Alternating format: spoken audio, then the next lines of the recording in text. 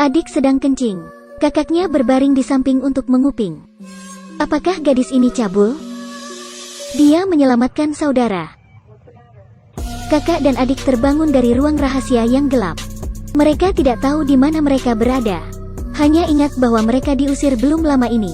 Di sini ketika mereka bangun, seluruh ruangan seperti ember besi. Bahkan tidak ada jendela. Pintunya bahkan terkunci rapat. Hanya ada sepotong roti dan selokan bau di depan mereka. Mereka diculik. Adiknya ingin buang air kecil karena takut. Adiknya berjalan ke parit. Adikku memperhatikan parit. Dengan hati-hati, air di parit itu benar-benar mengalir. Ini berarti air mengarah keluar. Tapi paritnya terlalu sempit. Orang dewasa tidak bisa masuk sama sekali.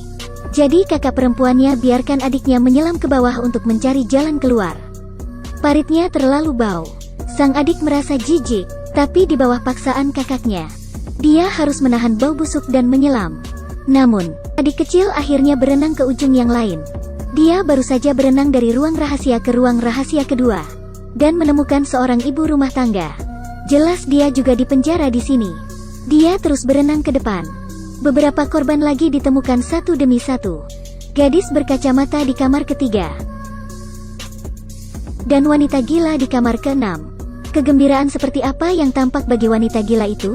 Berperilaku sangat tidak normal. Dan memberitahu berita penting. Mengatakan bahwa orang cabul yang menangkap mereka akan datang untuk membunuh orang pada jam 6 pada hari ke-6. Dan kemudian membuang mayatnya ke parit. Dia tidak percaya. Merentangkan tangannya ke dalam air. Memegang segenggam rambut. Tidak bisa tidak percaya. Tapi juga sedikit takut. Jadi dia lari. Masuk ke kamar ke-7. Tidak ada seorang pun di ruangan ini. Pada saat yang sama ia mencapai akhir. Tidak bisa maju. Adik laki-laki harus kembali ke kamarnya. Dia memberitahu saudara perempuannya apa yang dia lihat dan dengar.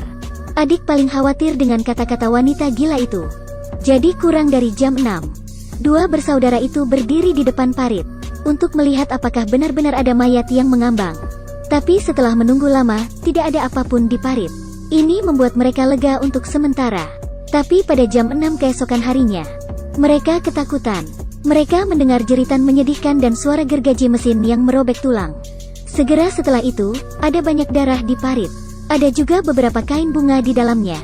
Adik laki-laki itu sekilas mengenali bahwa itu dari wanita berkaus kaki bunga. Dan hari ini tepat hari ke-6 penahanannya. Mereka benar-benar menyadari bahayanya. Sang kakak mulai mencoba yang terbaik untuk melarikan diri. Dia pertama kali mencatat waktu yang tersisa di kamar lain di dinding. Lalu membiarkan adiknya mengumpulkan barang-barang semua orang dari kamar ke kamar. Mungkin tidak ada gunanya sendirian. Tapi mereka bisa berguna jika disatukan. Satu hari lagi berlalu. Adik laki-laki telah memberitahu semua orang aturan kematian dalam 6 hari. Ibu rumah tangga tahu bahwa hari ini adalah waktunya untuk mati.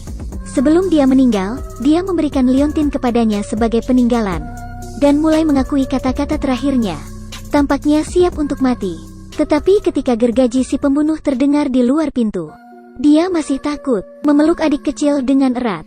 Tubuh tidak bisa berhenti gemetar. Sang adik tidak bisa pergi. Hanya bisa melihat si pembunuh masuk dengan gergaji mesin. Apakah mereka mati? Dengan teriakan yang menusuk hati. Talang itu diwarnai merah. Sang kakak di sebelah mendengar adegan ini.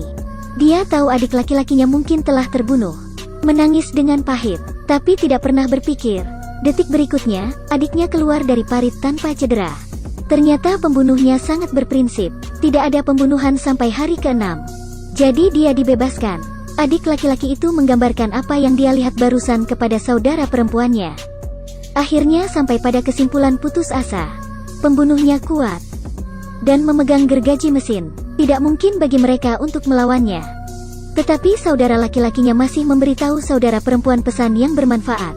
Ketika si pembunuh membuka pintu barusan, adik laki-laki itu menemukan bahwa pintu besi itu hanya terhalang oleh selot. Tidak terkunci. Sang kakak terdiam sebentar. Buru-buru mengambil kartu bank dan berlari ke pintu untuk memverifikasi. Tentu saja. Jadi dia memikirkan sebuah trik. Sudah waktunya bagi mereka untuk mati. Sang kakak menggunakan karet gelang. Memecahkan satu-satunya cahaya di ruangan. Membuat ruangan benar-benar gelap. Dan ketika pembunuh memasuki ruangan, buru-buru menuangkan semangkuk air padanya untuk menarik perhatian. Lalu dia menahan adiknya di belakang dengan erat, seperti postur untuk melindungi adik laki-lakinya. Tapi kakak perempuan lebih ingin melindungi adik laki-laki, membuat si pembunuh ingin membunuh kakaknya di depannya.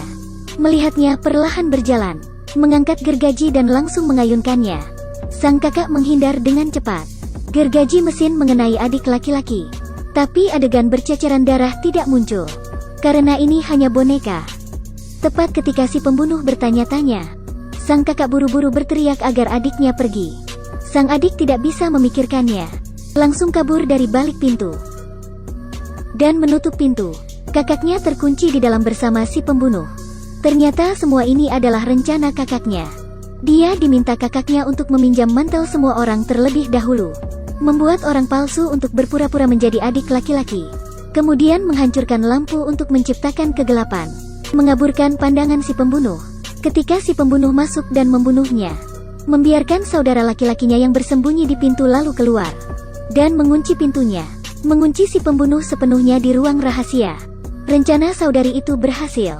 Dia menyelamatkan adiknya dan menyelamatkan semua orang, tapi dirinya sendiri tinggal di sini selamanya. Di dalam rumah, si pembunuh sedang menyiksa kakak perempuannya. Sang adik menangis. Kenangan yang dia miliki dengan saudara perempuannya muncul di benaknya. Kali ini, baru saat itulah dia tahu betapa kakaknya mencintainya. Judul film ini adalah Seven Rooms. Cinta keluarga seringkali yang paling mudah dilupakan. Sudah terbiasa tidak terlihat, tetapi ketika Anda membutuhkannya, itu akan selalu menjadi yang pertama berdiri dan melindungi Anda dari bahaya. Jadi tolong hargai cinta keluarga. Berbaik hatilah pada keluarga. Jangan menunggu kehilangan untuk mengetahui betapa berharganya.